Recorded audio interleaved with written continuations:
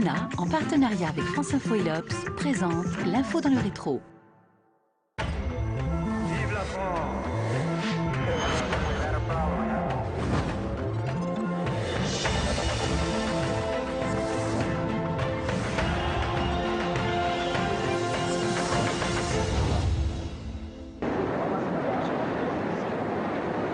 Quelle réussite! Tel est le jugement porté par le général de Gaulle sur le livre d'or du Salon de l'Agriculture après sa visite détaillée.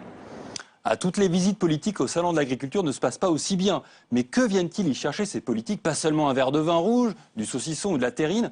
On en parlera dans la deuxième partie de cette émission avec Christian Delporte, historien de la communication politique. Mais pour commencer ce nouveau numéro de l'info dans le rétro, consacré entièrement à l'agriculture française, intéressons-nous au malaise paysan dont on a tellement parlé cette semaine dans les allées du Salon de l'Agriculture à Paris, porte de Versailles. Et avant de plonger dans les archives de l'INA et mesurer à quel point ce malaise est ancien, un point sur le malaise actuel avec Julie Hulin. Ils sont producteurs de lait, de porc ou encore de viande bovine et leur colère est toujours intacte. Des éleveurs à bout de souffle qui ont décidé aujourd'hui de bloquer l'axe Rennes-Brest. En cause notamment des prix inférieurs aux coûts de production et une concurrence déloyale des autres pays européens. Les plans d'aide débloqués cet été par le gouvernement n'ont pas suffi à compenser leurs pertes. Éric Allary, bonjour. Bonjour. Vous êtes historien, professeur en classe préparatoire à Tours.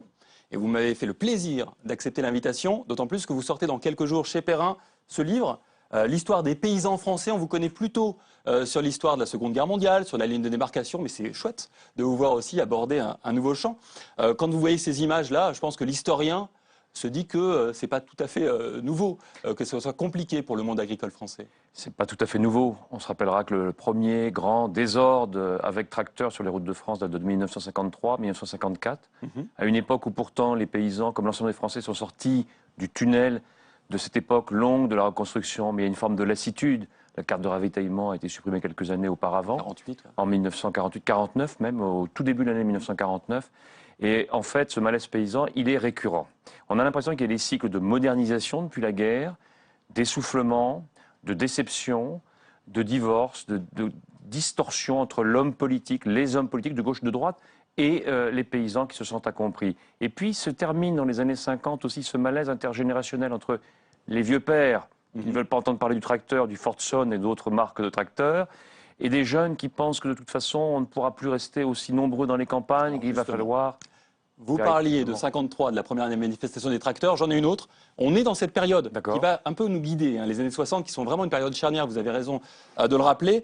On est dans un barrage d'agriculteurs au début du mois de juillet, donc en plus les Français partent en vacances. On est en 1961 dans le sud, à Château-Renard, vous allez voir, c'est des archives de l'ORTF. En France, malgré la table ronde, les agriculteurs n'ont pas désarmé.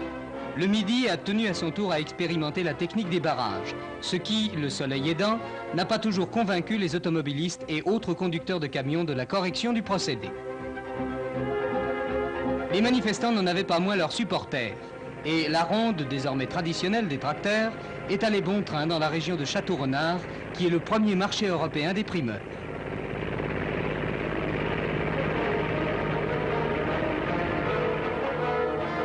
On a compté près de 5000 tracteurs au pont de Bognas sur la Durance. Face à ces déploiements, il ne restait aux touristes que d'essayer la marche arrière ou la patience et de rêver avec nostalgie à la trêve prônée par les dirigeants des fédérations agricoles.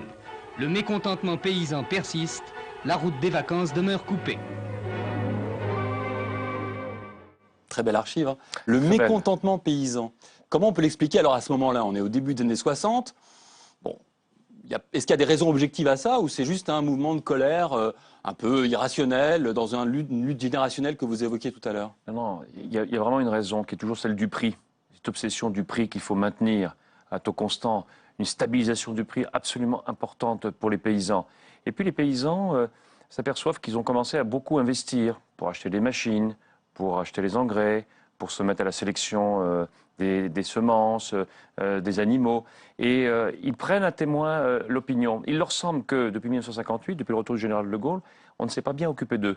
Et ça, c'est assez récurrent, même dans l'histoire du XXe siècle. Ils sont jaloux, des fois, parfois, d'autres catégories sociales et des villes. Et là, c'est la rencontre de deux mondes. D'un monde qui va de plus en plus en vacances, qui découvre le mieux-être, la cuisine en formica, et le monde paysan qui commence à se moderniser, mais qui pour beaucoup n'ont pas encore chez les paysans l'eau courante. On n'y pense pas souvent. Beaucoup de fermes ne sont pas encore reliées à l'eau courante. L'expression que vous employez, monde paysan, m'interpelle. On ne dit pas encore beaucoup monde agricole? Alors, moi, j'utilise par commodité et j'emploierais même les mondes paysans plutôt que le monde paysan. Mais il y a des grandes disparités. Il y a une différence de sens quand même. Il y a une sorte de sens. Le terme de paysan a subi une histoire assez cyclique. C'est un terme qui a été assez souvent détesté au XIXe siècle, à cause peut-être des romans de Balzac, qui donnait une image détestable du paysan.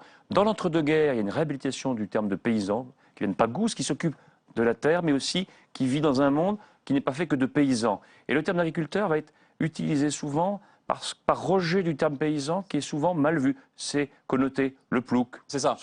L'agriculteur, c'est une dimension un peu plus moderne. Voilà, c'est un producteur aussi, essentiellement. Alors on a parlé de paysans, d'agriculteurs, d'exploitants agricoles. On a sophistiqué le vocabulaire. Mais finalement, on revient toujours au terme de paysan.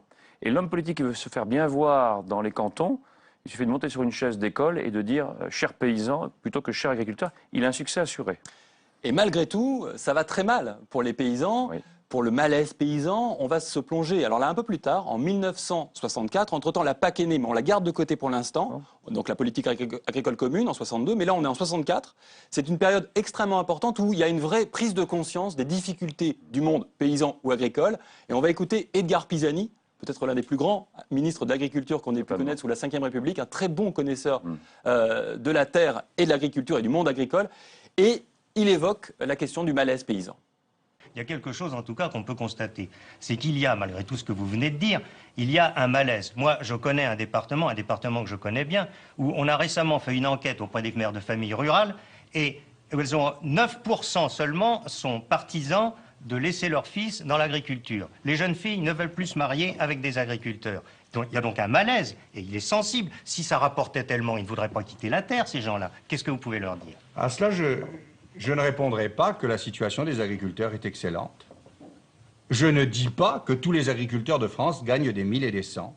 Je sais trop bien que le Massif central, la Bretagne, le Sud-Ouest, la montagne connaissent des situations extrêmement difficiles.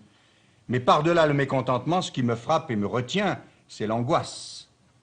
Car en définitive, le problème qui est posé, et je le pose autant aux hommes des villes, et je ne me mets pas en colère, croyez-moi, M. Gros-Richard, je le pose autant à ceux des villes qu'à ceux des campagnes, mais peut-être plus à ceux des villes qu'à ceux des campagnes. Le grand problème qui est posé, c'est celui de la place de l'agriculture dans le monde moderne. Voilà, ça c'est essentiel. Un peu comme aujourd'hui, hein. Oui. La place de l'agriculture, aujourd'hui on dirait peut-être dans la mondialisation, à l'époque on dit dans le monde moderne, c'est une période charnière, 64, je pense immédiatement au livre d'Henri Mandras, le grand sociologue, la fin des paysans. Oui, la fin des paysans, et il pronostique au moment où, avec une équipe de sociologues, il travaille sur plusieurs petits villages, dont un village notamment breton, surtout principalement un village breton, mais il va envoyer des équipes d'étudiants un peu partout en France, et il s'aperçoit que finalement, que les Français ne se sont pas aperçus que les villages étaient en train de se vider et que ceux qui restaient, en revanche, étaient en train de se moderniser, avaient l'eau courante, avaient l'eau chaude, avaient l'électricité, depuis un petit moment tout de même, commençaient à avoir la télévision, et qu'ils faisaient l'agriculture d'une autre façon. Entre-temps, il faut savoir qu'en 1962, date de la PAC, a été promulguée en France une loi qui crée l'indemnité viagère de départ. Ça veut tout dire. Qui permettait à des gens de partir, avec de quitter la terre. Voilà, des verrous de sécurité. Psychologiquement, ils étaient suivis. Il y avait des associations comme la JAC, Jeunesse agricole chrétienne, et puis d'autres structures qui permettaient de préparer les jeunes couples, soit à partir ailleurs, vers d'autres terres pour les rentabiliser, vers les soit tout simplement pour aller vers les villes. Il y avait une véritable aide. On sent qu'il y avait des liens. Ces liens ont-ils sauté récemment? Je pense un petit peu, et c'est peut-être ces liens-là qui font qu'aujourd'hui, les paysans se sentent très isolés. Car à l'époque, les paysans qui restent trouvent encore femmes. Aujourd'hui, ça n'est plus le cas. Oui, il y a même des émissions de télé qui leur permettent de le faire. Mais si on revient un peu en 64, donc dans cette période-là, début 60, en fait, il y a vraiment deux agricultures, en fait, ce qui se passe. C'est que là, Edgar Pisani, il nous parle de quoi? Il nous parle d'un modèle paysan, du Massif central, de régions de montagne, de moyenne montagne, les régions en difficulté. Celui que Raymond de Pardon a montré d'ailleurs dans un film quelques années plus tard. Absolument, celles qui, en fait, les agricultures qui ne peuvent pas résister. Et en même temps, il y a une autre agriculture qui va profiter à plein de la politique agricole commune. Voilà, la question, il la pose. Que voulez-vous? Que veut-on? Nous voulons l'autosuffisance alimentaire. La France la connaît avec le blé depuis 1950.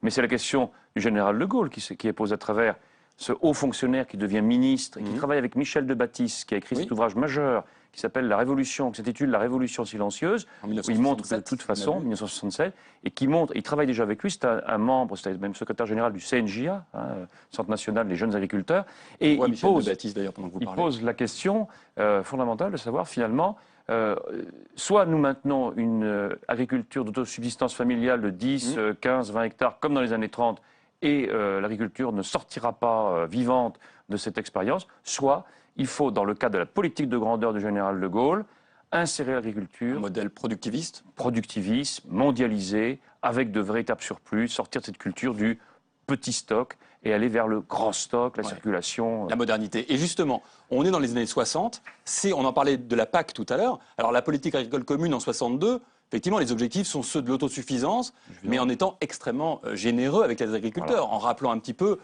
cette origine quand même assez particulière qui est de proposer des prix garantis assez élevés, quelle que soit la production réalisée. Tout à fait. Alors, il y a un phénomène très difficile qu'on appelle l'indexation. C'est même très difficile pour un historien de comprendre exactement comment fonctionne l'indexation. Ce que nous comprenons quand même assez rapidement, c'est que à partir de 1962, tout est fait pour maintenir un salaire tout à fait viable à une famille de paysans qui acceptera d'avoir plus de terres, qui acceptera de nouveaux remembrements, qui acceptera d'investir. Le Crédit Agricole a beaucoup contribué à l'aide aussi aux familles paysannes au moment où la PAC s'est mise en place. Donc, c'est maintenir, stabiliser un ordre social dans les campagnes. D'ailleurs, je rappellerai qu'en 1957, l'un des critères de fondation de la CEE, Communauté économique européenne, c'était la stabilisation des campagnes, la stabilisation sociale des campagnes européennes. Et ça pose une question pour aujourd'hui. oui, et vous avez raison. Et donc ça a ouvert une période assez faste finalement pour le productivisme qui va mettre sur le carreau, alors là, beaucoup de petits agriculteurs qui vont vivre mal ce malaise. Et tout va se retourner, et j'aimerais qu'on voit cette archive parce qu'elle résonne incroyablement avec aujourd'hui. Pour rappeler aujourd'hui, le début de la crise agricole, notamment laitière, c'est la fin des quotas. C'est la fin des quotas aujourd'hui. Et ce qui est intéressant, c'est qu'en 1984, quand on a imposé les quotas, je rappelle que précédemment, les prix étaient garantis, quel que soit le niveau de production. Désormais, on dit non, ça coûte trop cher à l'Europe, il y a trop de surproduction, on va mettre des quotas. Regardez la réaction, c'était en 1984, vous allez entendre François Guillaume qui dirigeait la FNSEA. Oui, je me souviens. Angers, 11h. Le cortège de tracteurs et de manifestants se met en route dans le centre-ville. En tête, François Guillaume veille à ce que la démonstration paysanne se déroule dans le calme. Il s'y est engagé auprès des pouvoirs publics. Aucun slogan, juste quelques pétards pour avertir du passage des paysans. Tous les départements ont envoyé une délégation, mais ce sont les Bretons et les éleveurs des Pays de Loire qui forment le gros des troupes. Ils sont un peu plus de 20 000 lorsque le meeting commence à 200 mètres du Palais des Congrès, encerclé par les quarts de CRS. Succession de discours, mais c'est encore François Guillaume qui donne le ton en critiquant les décisions communautaires sur la réduction de la production laitière.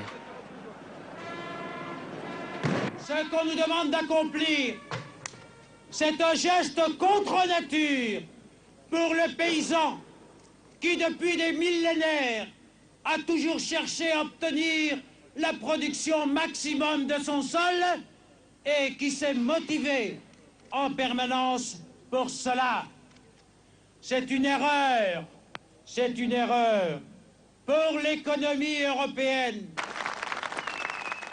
Incroyable évolution. Aujourd'hui, Xavier Belin dirait le contraire. Il dirait il faut des quotas pour garantir des prix plus élevés. C'est incroyable. On oublie que ce sont des époques où on demandait aux paysans de mettre leurs terres en friche. On leur donnait des primes pour arracher des vignes. Et on leur disait, finalement, on en produisait trop. Et on leur disait, finalement, arrêtons de produire du lait, alors que les paysans ne comprennent pas. C'est une véritable révolution culturelle, mentale. C'est absolument impossible. Arrêtez depuis de produire. 20 ans, on les poussait à produire toujours plus. Arrêtez de Et ils produire. étaient modernisés, ils avaient Tout à acheté fait. des machines, des treilleuses. Moi, je me souviens, dans un village où j'habitais, mon père était gendarme, et je me souviens de réunions de paysans dans la rue qui disaient « Ne nous fichons pas des friches, arrêtons de jeter le lait dans les caniveaux ». Alors là, on leur disait « Mais non, il n'y aura plus de lait dans les caniveaux, de toute façon, votre lait sera acheté. Ne vous occupez pas, produisez. L'Europe achètera les surplus ou les jettera. » C'est ça. C'est quand même un contresens pour un paysan. Oui, c'est ça. C'est qu'en fait, ils étaient extrêmement administrés, ces gens-là. Complètement administrés. Ils ont l'impression complètement enveloppés par une bureaucratie, et les normes qui les avaient réconfortés commencent à ne plus les réconforter. Finalement, ils avaient envie d'une certaine liberté, cet individualisme paysan qu'on retrouve à travers le XXe siècle, qui ressort un petit peu à ce moment-là. Et aujourd'hui, c'est un petit peu l'inverse. C'est même beaucoup l'inverse. Ouais. Creuser un petit peu cette idée. L'inverse aujourd'hui, c'est-à-dire que maintenant, ils demandent à ce que les quotas laitiers ont été, je le rappelle, supprimés en 2015. Il y a eu une grave crise du prix du lait en 2009. Puis une période d'embellissement où là, vraiment, ça a rapporté des revenus assez confortables hein, aux éleveurs laitiers. Et puis les intermédiaires, la crise du lait est intervenue. 2015, c'est la fin des quotas laitiers. Et 2-3 ans avant la fin des quotas laitiers, je me rappelle dans les journaux régionaux ou même dans Le Monde, des paysans qui s'inquiétaient, des syndicalistes qui s'inquiétaient. Xavier Belin, l'actuel patron de la FNSEA, s'inquiétait en disant d'un seul coup, on lâche la production laitière, on lâche les paysans sur le marché mondial. Donc, ça veut dire quelque part, on les a laissés faire aussi, les paysans. On les a laissés faire pendant très très longtemps. Et aujourd'hui, on leur dit il faut reculer. Alors, quelque part, ils en ont un petit peu assez. Je crois que c'est ça le ras-le-bol, c'est ils investissent. Ils s'endettent et au moment où ils commencent à gagner leur vie, on leur dit les règles changent. Merci, c'est passionnant. Et il y a un mot d'Edgar Pisani tout à l'heure, c'est la question de l'angoisse. Et ça, c'est permanent. Même si les modalités ont changé, on voit pratiquement à front renversé, l'angoisse perdure. Et c'est, je crois, l'un des enjeux de la crise actuelle. Et ce que montre aussi votre histoire des paysans français qui s'intéresse autant plus long que l'espace de cette émission. Voilà, je conseille donc la lecture de l'histoire des paysans français. Ça sort très bientôt aux éditions Perrin. Merci beaucoup, Éric Alary, d'avoir été mon invité. Merci. Thomas Negroff.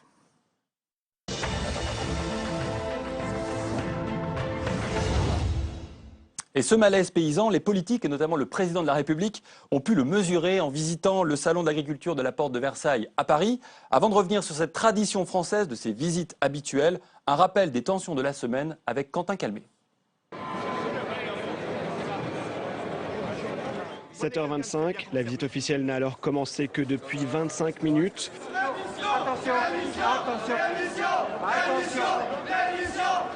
Première interruption avec ces éleveurs aux gilets noirs. On était là avant toi, on est 4 jours à penser là. On veut vivre de notre boulot nous aussi. François Hollande et Stéphane Le Foll décident de continuer leur visite sous haute tension.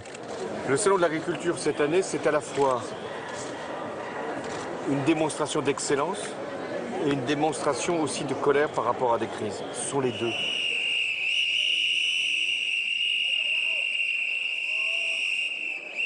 La colère, François Hollande ne croit pas si bien dire. Quelques minutes plus tard, nouvelle action des agriculteurs.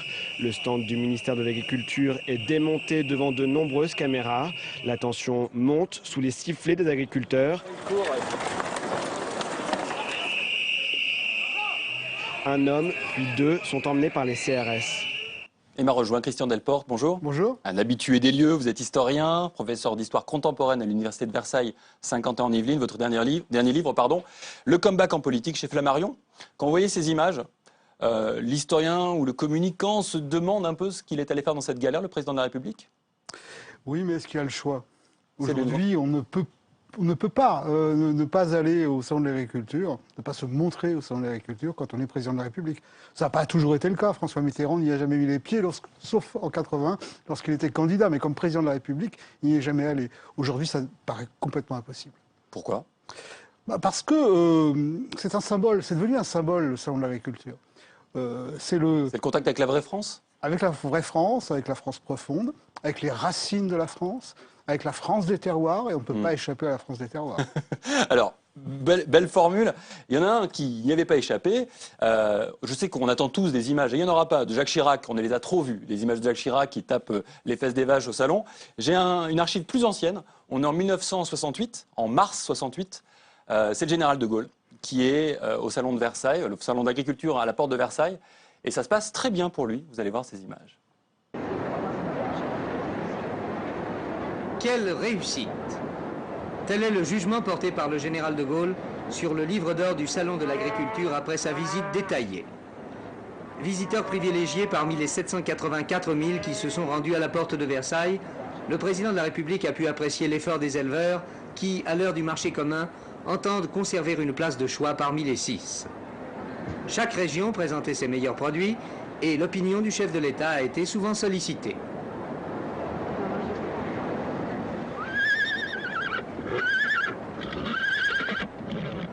Alors sur ce joli hennissement, donc le général de Gaulle se rend au salon, il y allait très fréquemment je crois. Qu'est-ce qu'il vient y chercher? D'abord, vous avez remarqué ces images, ça se fait quand même dans un ordre total. C'était une vraie visite officielle. Les journalistes sont très loin. Il n'y a pas de foule. Donc c'est une cérémonie tout à fait officielle. C'est l'ORTF. Ce qu'il vient y chercher, c'est... En fait, il ne vient pas y chercher quelque chose, il vient donner un message. Parce qu'à l'époque, l'agriculture n'a pas exactement la même image qu'aujourd'hui. Je parlais de la France des terroirs, à l'époque, c'est quand même le symbole de la modernisation. C'est une sorte de pétrole vert de la France.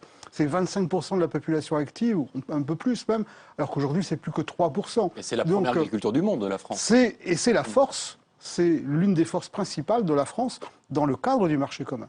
Donc, et du reste, alors qu'aujourd'hui, le salon de l'agriculture est réduit à ce qu'on appelle le concours général agricole, à l'époque, c'est à la fois le concours général agricole et le salon international du machinisme. Donc c'est bien pour montrer à quel point l'agriculture est une force mécanique, est une force de machine, est une force industrielle. Et il y a un peu de propagande là-dedans. Quand le général de Gaulle se déplace avec des caméras, il y a toujours un petit peu de propagande, mais ce n'est pas le cas uniquement. Il y a une image qui m'a frappé quand même dans ce qu'on a vu, c'est qu'il y avait manifestement une agricultrice des Antilles, ou en tout cas de territoires d'outre-mer. Il y a l'idée quand même d'aller voir la France dans son entièreté. Absolument, c'est l'idée qu'il y a toute la France réunie. C'est l'un des rares salons, c'est le cas, et encore aujourd'hui d'ailleurs. Donc le général de Gaulle vient visiter l'ensemble de sa France. Alors vous avez dit que le François Mitterrand n'y allait pas après 81, c'est vrai. En revanche, son Premier ministre, Pierre Mauroy, va y aller. Et histoire de montrer que ce n'est pas que Nicolas Sarkozy, il y a quelques années, avec cette phrase très célèbre, proférait à un manifestant, oui, une insulte. On avait parlé de désacralisation de la fonction présidentielle. On a vu François Hollande cette semaine sérieusement chahuté, mais j'aimerais vous montrer, c'est un peu moins connu, en 83, lors du Salon de l'Agriculture aussi, Pierre Mauroy, Premier ministre de François Mitterrand, et on va se rendre compte qu'à l'époque, les services de sécurité sont quand même moins préparés à ce genre de débordement, vous allez voir. Ça n'était pas une manifestation de campagne pour les municipales, et pourtant au Salon de l'Agriculture, M. Pierre Mauroy a passé des moments fort désagréables, le Premier ministre a même dû écourter sa visite. Des cris, Chirac, Chirac, des sifflets hostiles, Mauroy ballottage, Mauroy démission.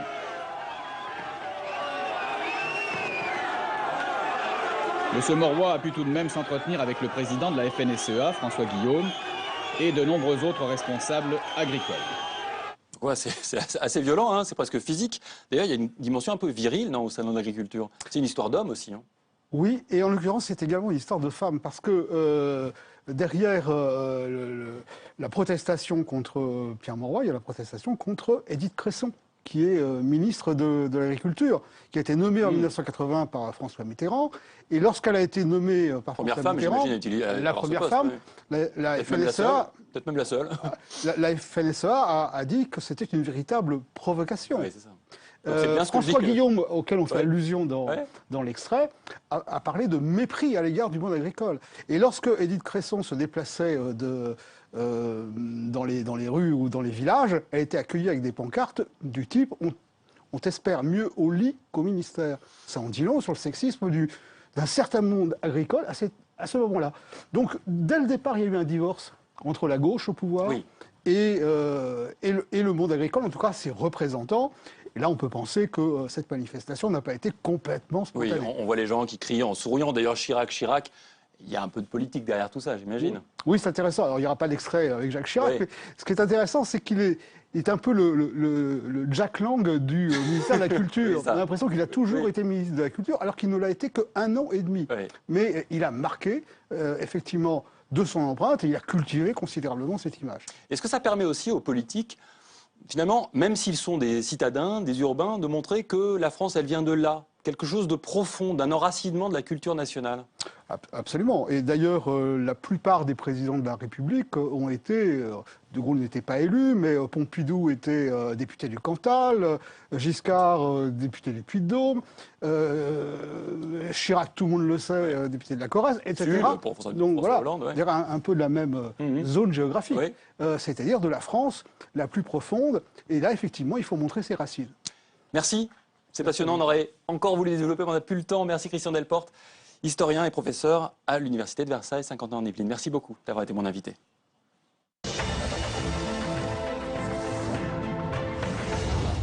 Et l'archive en plus cette semaine, elle mêle 2 sujets d'actualité, l'agriculture et les Oscars à Hollywood. Si, vous ne rêvez pas. Et d'après vous, qu'est-ce qui a bien pu séduire particulièrement les Américains dans votre poulet?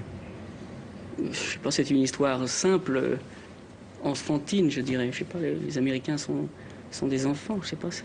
Histoire simple que vous allez nous raconter en 2 mots. Oui, alors c'est l'histoire d'un enfant qui tombe amoureux d'un poulet que ses parents veulent manger.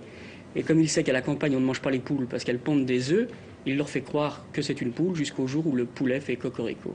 Et voilà, le poulet fait cocorico. Un livre pour terminer cette émission comme chaque semaine. Mon grand-père était un poilu. 10 politiques livrent leurs secrets de famille aux éditions Talendier. C'est écrit par 2 journalistes, Caroline Fontaine et Laurent Valdiguier, qui sont allés dans les archives raconter l'histoire de poilus de la Première Guerre mondiale. Et ce qui est intéressant, c'est qu'ils les ont reliés à leurs descendants, 10 hommes et femmes politiques d'aujourd'hui. Et ça nous montre à quel point leur destin politique d'aujourd'hui puise souvent ses racines dans l'histoire du passé et plus largement à quel point nous sommes redevables aussi, nous, aujourd'hui, de cette histoire terrible vécue il y a plus de 100 ans par nos grands-pères, nos grands-mères, par nos arrière-grands-pères et arrière-grands-mères. Voilà, c'est ainsi que s'achève cette émission et comme chaque semaine, je laisse une speakerine vous dire au revoir. Eh bien, il est temps maintenant de quitter Merlimont, les animateurs et les invités de cette émission pour rendre l'antenne à Paris qui va vous proposer à 14h précise la télévision scolaire. Bon après-midi, à bientôt.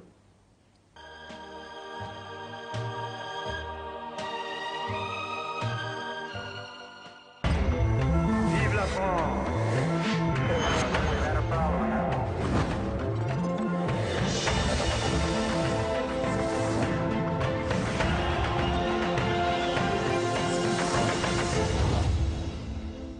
Public Sénat et l'INA, en partenariat avec France Info et l'Obs, vous ont présenté l'info dans le rétro.